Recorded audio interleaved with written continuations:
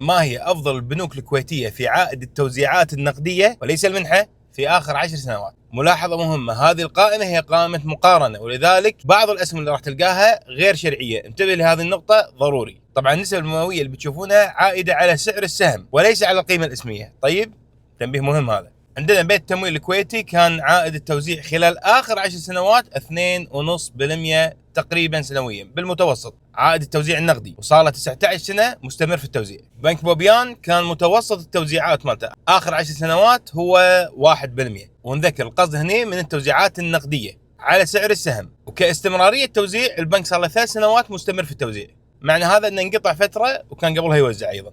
البنك الوطني آخر 10 سنوات كان متوسط توزيع الأرباح النقدية 3.9%، وصار له 19 سنة مستمر في التوزيع. بنك وربة آخر 10 سنوات التوزيعات النقدية كانت سيئة وهي 0.1%، والسبب هنا يعود أن البنك ما كان يوزع من قبل وتوه بلش يوزع، وأيضا استمراريته في التوزيعات النقدية كانت متقطعة، مرة كان يوزع أسهم ونقدي، ومرة كان يوزع نقدي، ومرة كان يوزع أسهم. فهذا من باب التنويه عشان لا نظلم البنك في مقارنته مع بنوك ثانية. الكي اي بي اخر 10 سنوات متوسط توزيع 3%، وصار له 3 سنين مستمر في التوزيع. الخليج 3.1%، وصار له 9 سنوات مستمر في التوزيع النقدي. أورجان 3.9%، وصار له 13 سنة مستمر في التوزيع. بس واذا عجبك الفيديو لايك شير سيف وكومنت.